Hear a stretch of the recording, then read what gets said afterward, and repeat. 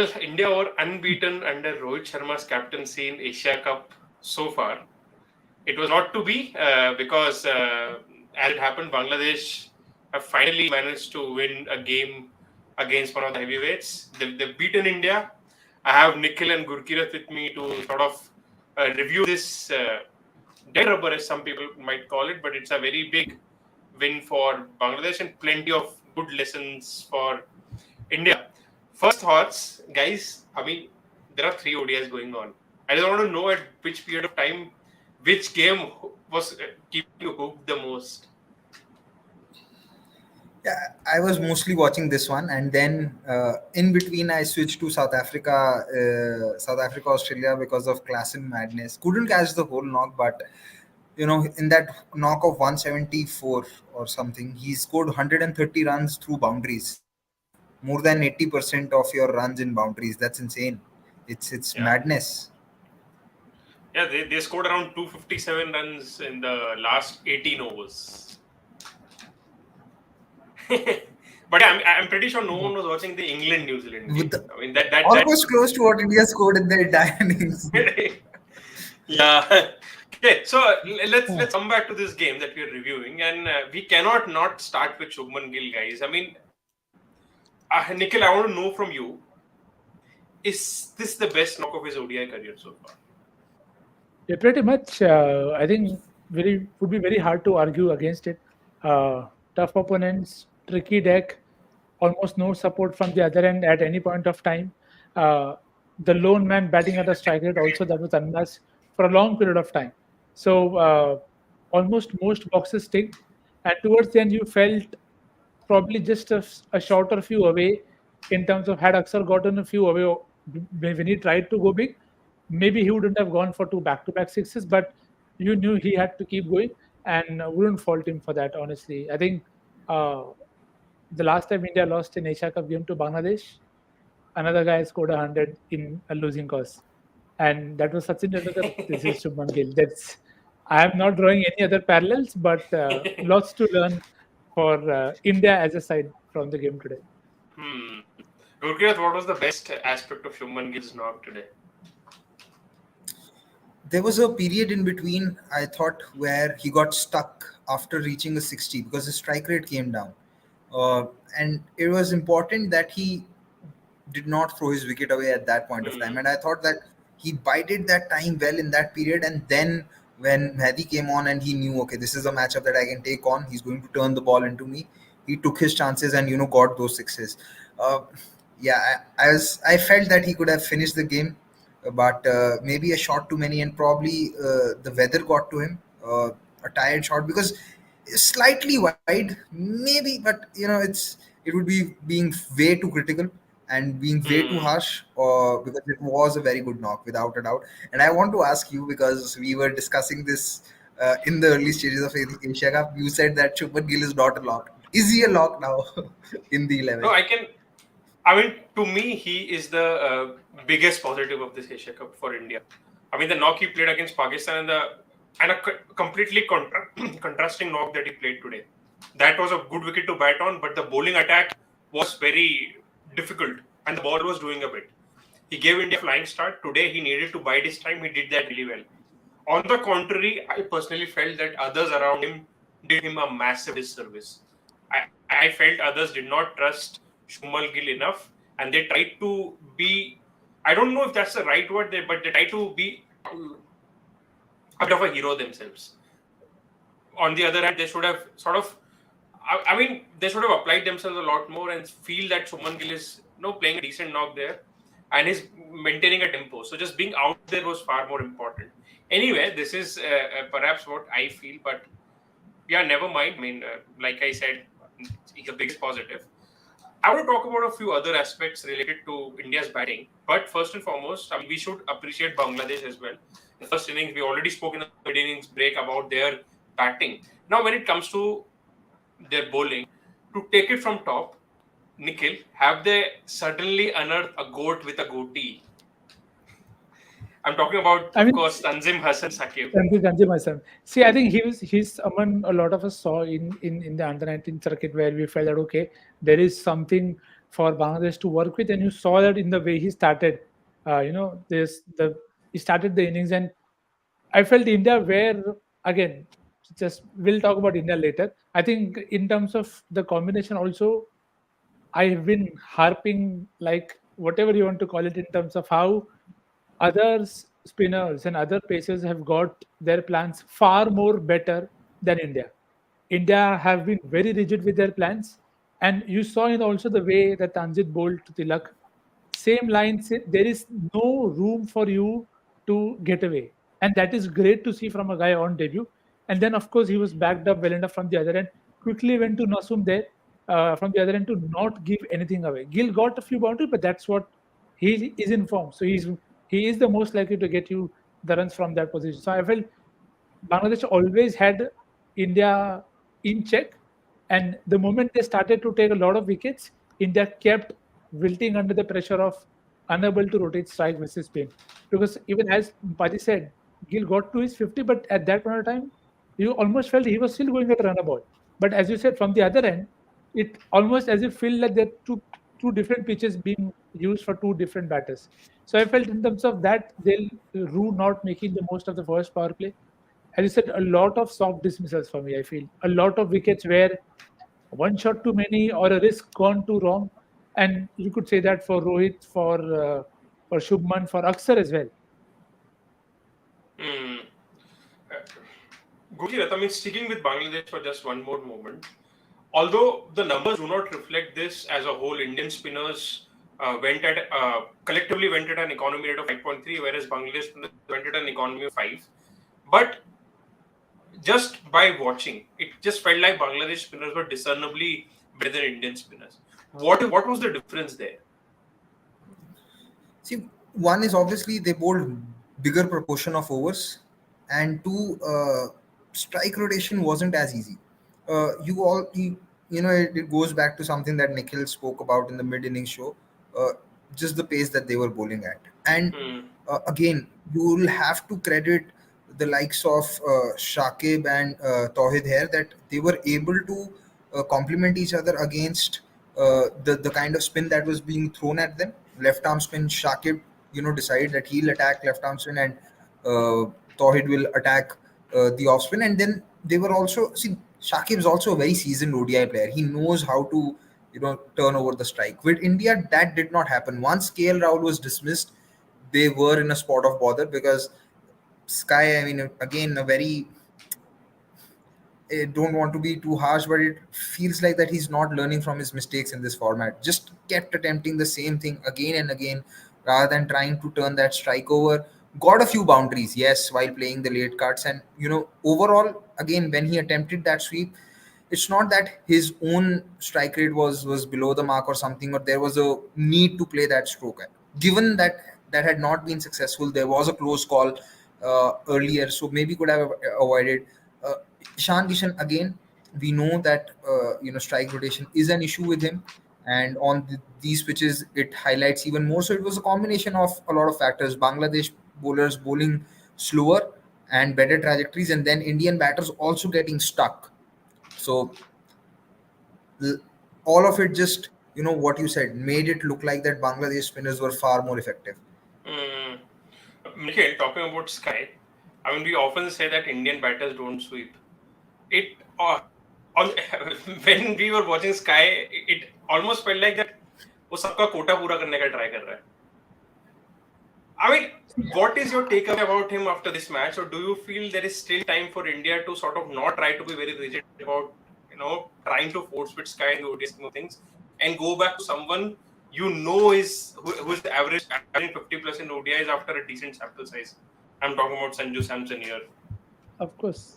See, I think at this point of I feel only bad for Sky that is looking so much out of touch or sorts in terms of getting his innings, building or because you could literally see he was trying to sweep every second ball, and Yeah. it wasn't even that he was mistiming it; he was just not connecting at all.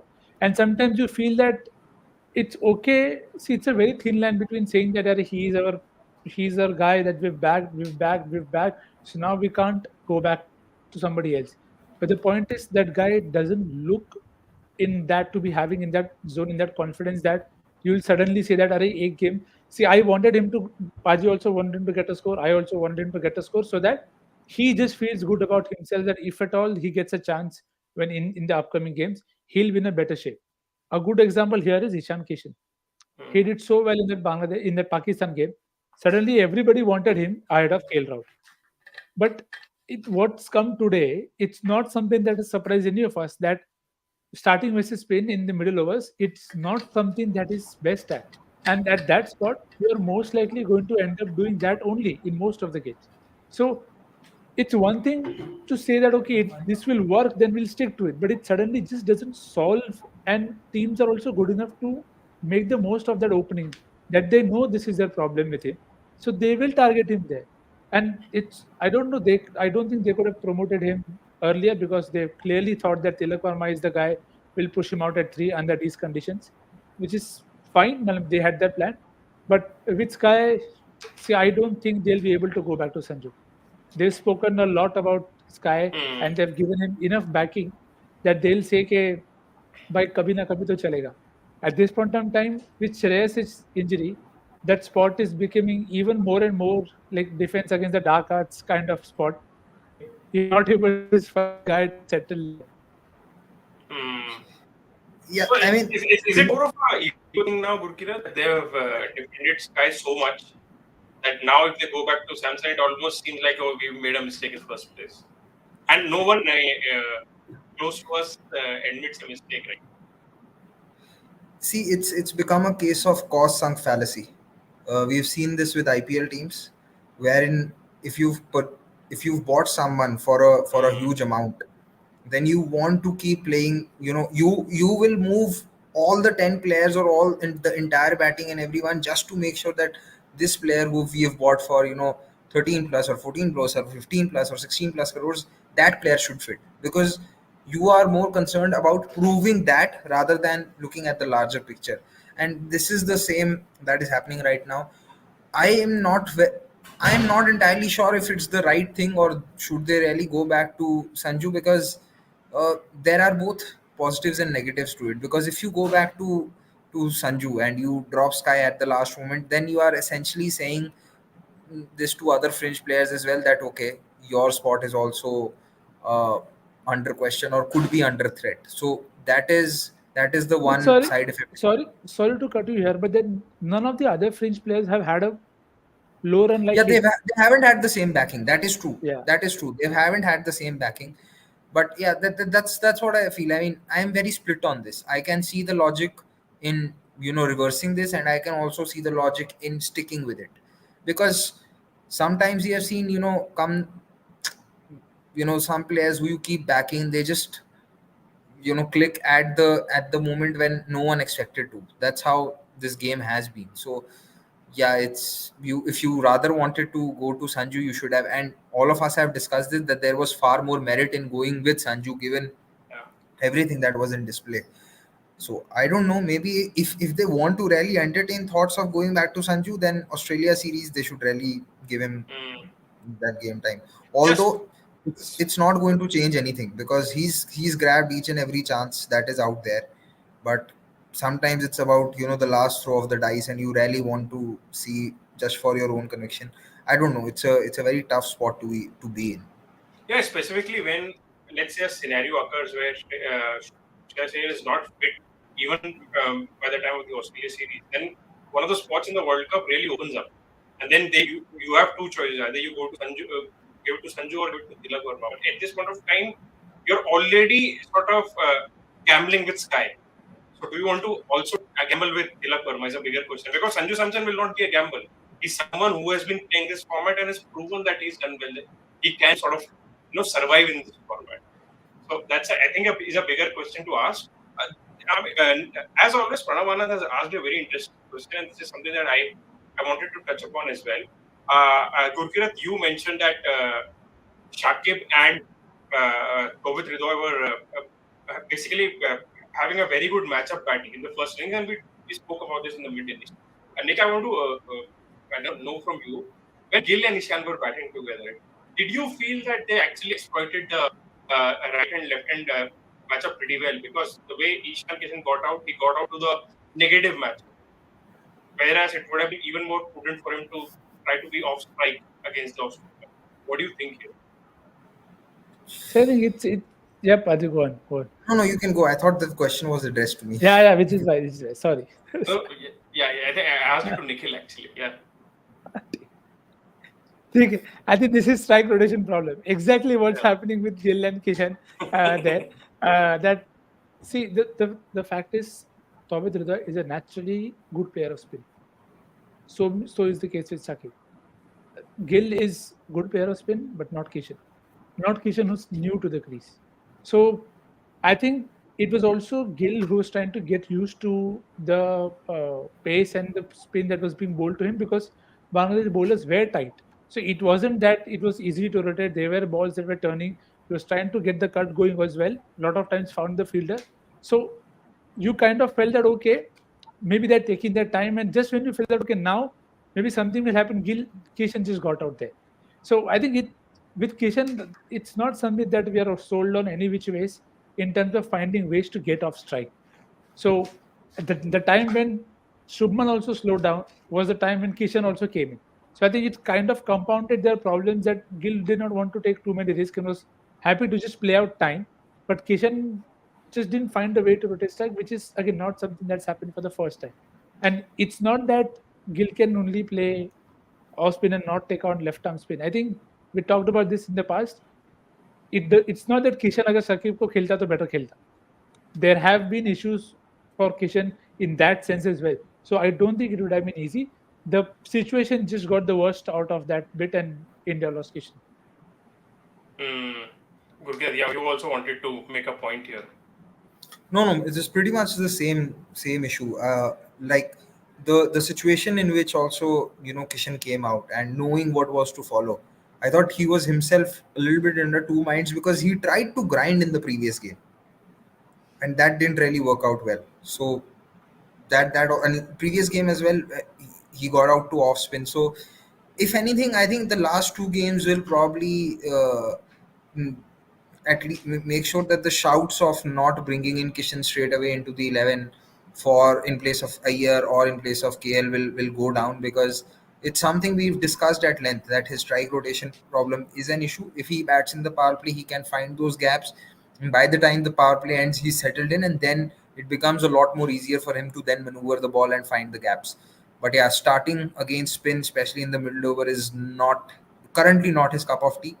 Maybe he can improve upon it or things can change. I don't know, because he faced similar issues when he was batting at 4 in that New Zealand series at home. Where Mm, Shubman got that double century in Hyderabad and then a century in the third ODI. So that's been a problem with Ishan Kishan, and yeah, I mean, I don't know what's the best solution to this if Shreyas is not fit. yeah, I Because mean, this you have to see remember that is the bigger point now. Yeah, let's say if he's not fit even for the final, and Sky and Tilak did not do anything of note. Although Tilak is he was on debut. Sky did not do anything of note to sort of warrant a place in the final. So that means they'll have to continue with Kishan. So I mean, Nikhil, I want to know from you: A, what do you think of it? And B, okay, let's first answer A, then I'll ask B. just to quote what Paji said in the preview, okay, you can't then go out and say we don't do faltu experiments. You just did that today. In terms of where you sent Tilak, what did you gain out of this game? Absolutely nothing. You did not gain anything out of this that you did not know before. That when Gill settles in, we know he scores. Axar Patel, when he does well, he always gets you runs versus spin. But today also you missed a mark by not promoting him over Jadeja. You are doing the same mistakes again and again, but it's just become a thing that we have a plan, we'll stick to it. It is fine to do that. They'll probably stick to Kishan, and I want a similar deck for the final, because then I don't know about the fitness of Tikshana, but Sri Lanka have enough spinners to take care of the middle order. So in that sense, I feel Kishan they don't have any other option but to stick to Kishan and KL. What I do feel they may do is probably I don't think they'll promote Kishan over KL also. It'll still probably be KL coming in at 4 and Kishan at 5. But this is why just giving games is not enough. I buy the point of playing back to back days, fitness, and wanting to rest your players. There have been many injuries today. Travis had got injured. Tim Southey got injured. A lot of injuries have happened. That could have happened to anything anywhere. This was Yeah, a good that can game happen for in the Gill. nets as well. Yeah. Yeah, and Exactly, and and we've for seen for that happen for so far. and for all we know, maybe Akshar would have gotten injured today. And both wrists. He got hit on one by the ball, who had a throw on the other, and he had his thighs padded, thighs strapped as well. So against this was a good. We talked about this was a good time to get your top order some experience of chasing underlights. If this happens in a final, you're not going to go back to anything that has given you confidence so far. There will be swing underlights. There will be spinners who will control the game. India are again going to rely on three people to win them the game. Whatever you do, eventually it just comes down to the same thing happening again and again. And to add on to what Nikhil said, the margin of the margin of the win is very small. This could have easily been a win instead of a loss.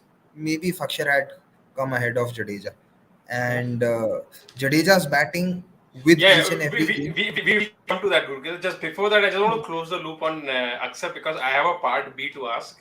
And my part B is, did India miss out on a much more important ship by actually not trying Axar for a bigger sample size at number 4? I mean, all this talk about finding a left-hander, all this talk about, all of us knew Axar had potential. Gurgil have been harping upon it.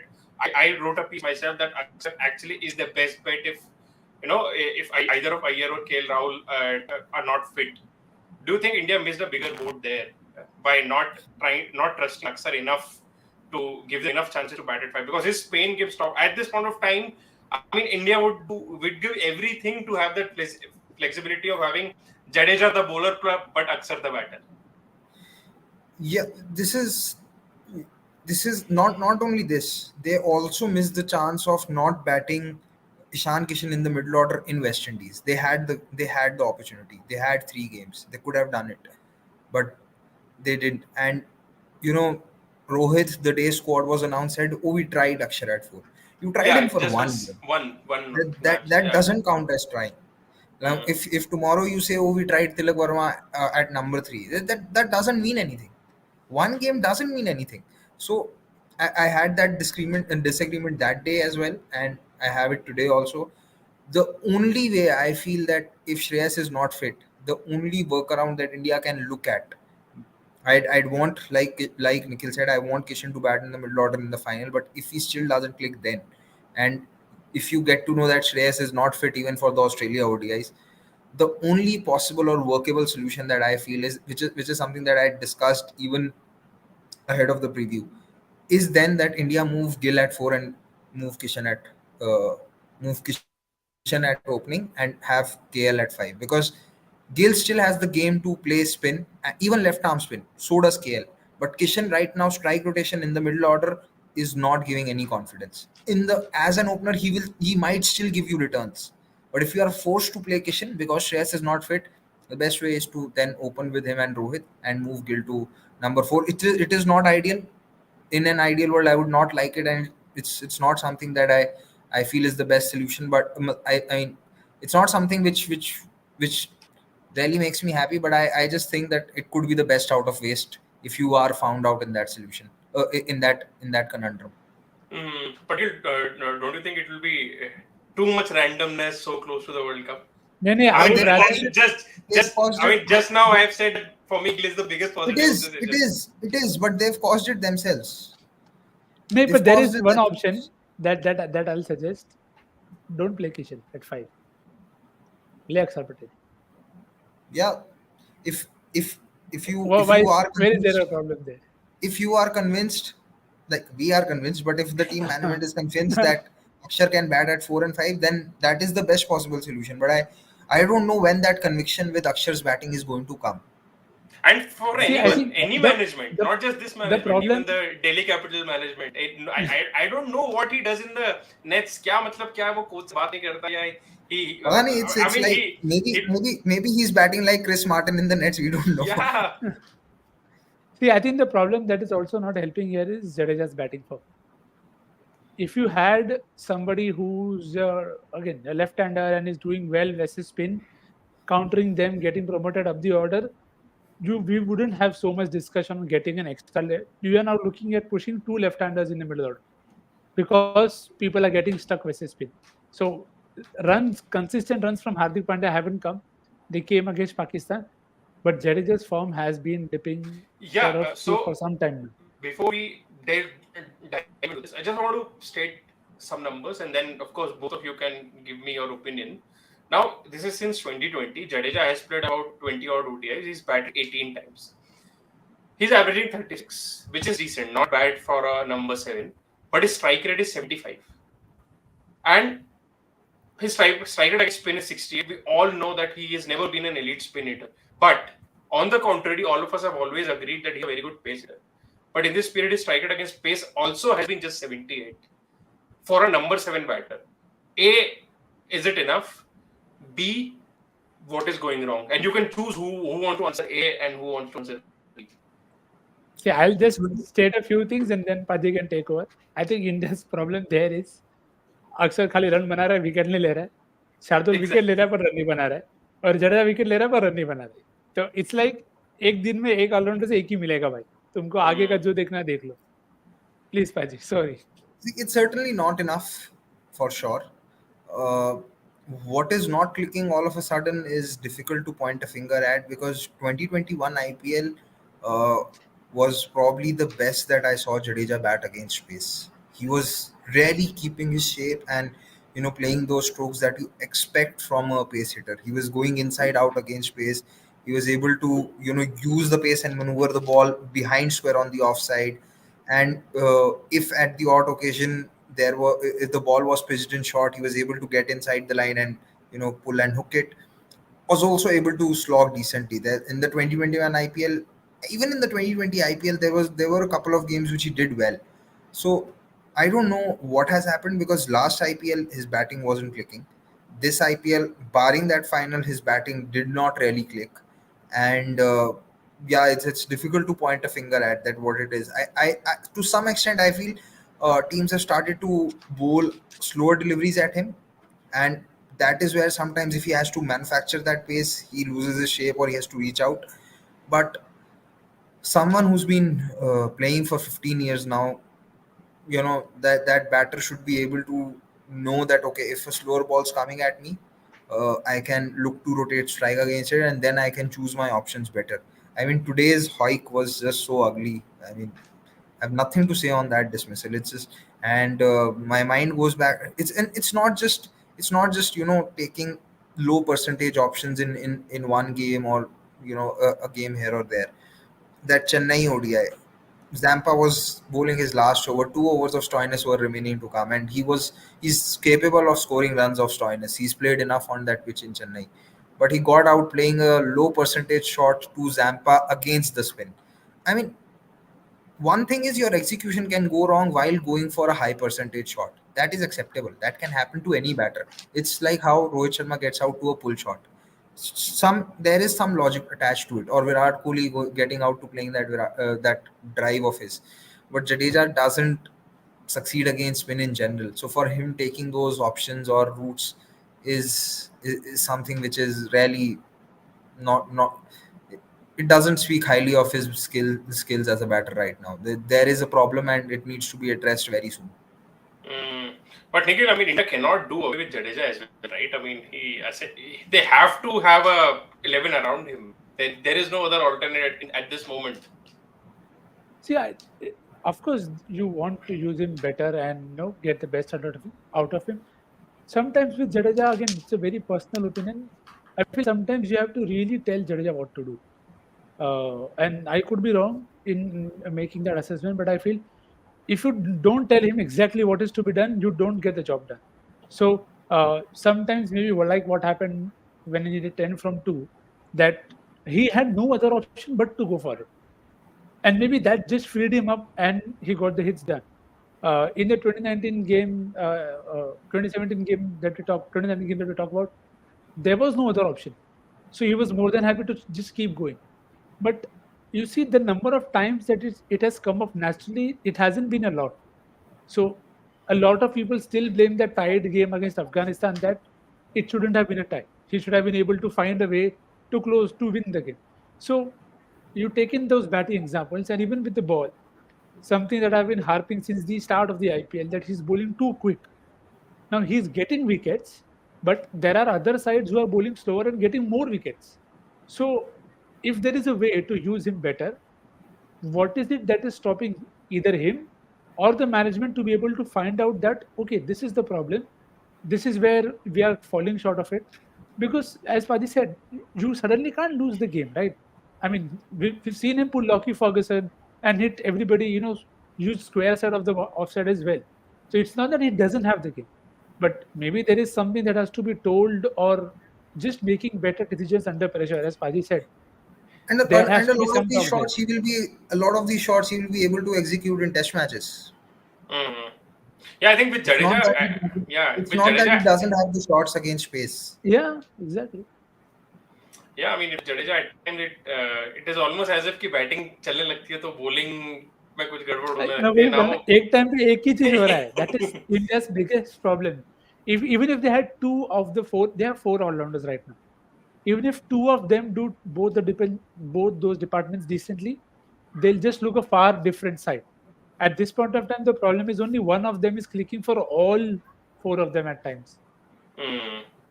Yeah, that's a good point. And we have quite a few people watching. People are actually engaging with themselves in the comment, which is good to see. But please do like this stream and subscribe to our channel if you've not done so already. Guys, before we part, uh, how close do you think will the final be now if you've seen this game? Sorry, before you answer that, I want to discuss. Do you think India gave away too many in the first innings? I don't think they. I think Bangladesh got an above, probably par score, but I think India should. There should be a lot of talk about how you allowed a team to go from 79 for 4 to 165 out for 6, 193 for 7 to post to 265. But It's been a recurring problem for India. I Like, agree. But wasn't this expected? India played a batting heavy side today, and then even the bowling attack was a bit lopsided, right? So you yeah. have to give that leeway.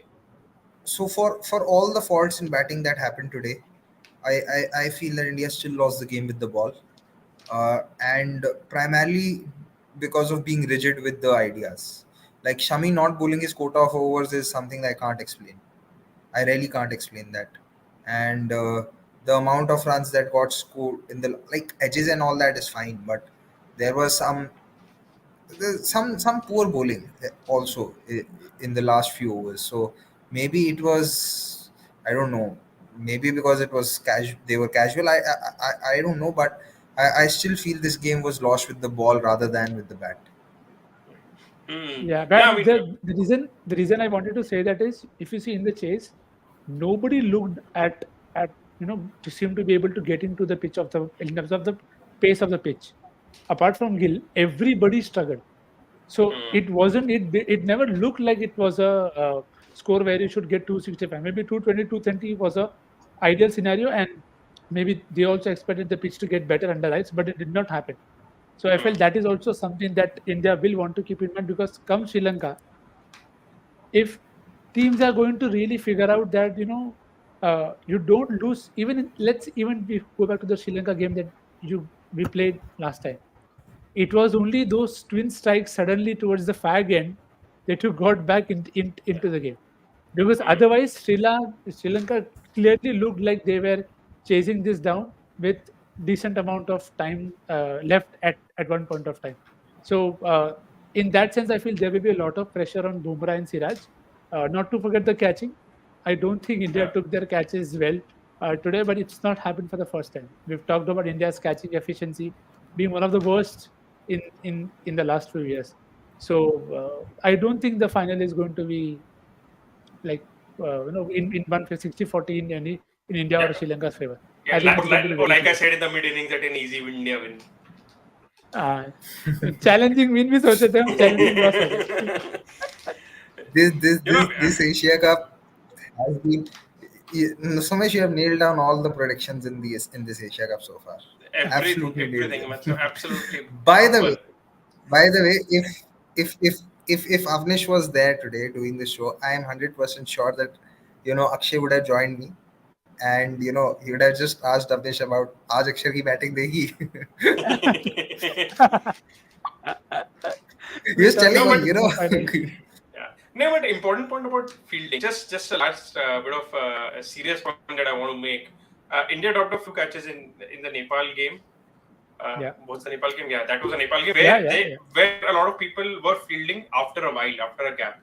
Today, the first two catches India dropped were from two players who were coming straight off the bench. So this just shows you that rhythm is important. Game time is important, not just with the bat and ball, in the field as well. And of course, I mean, uh, one might say that those were Mehdi's catches and it did not really affect India, but you never know. You get few early wickets and the entire momentum of the game changes. So that's a important call, guys. Lastly, and this is something which is not not analytical, but after watching such a game, do you also feel that somehow we have just taken the skill of chasing for granted, having been witnessed some of the legends of chasing down games or closing games, and then see games like this where batters kept on making poor decisions throughout the innings? Do you feel that it is almost we've started taking it for granted because of the legends around Indian cricket? possibly yes. I mean, Virat has made chasing look far more easier than what it is. So yeah, but one thing that I felt about this ODI was that this was a throwback to ODIs in the previous decade, the decade of 2000, early 2000s, like 2000 to 2009 10, because uh, there was help for bowlers.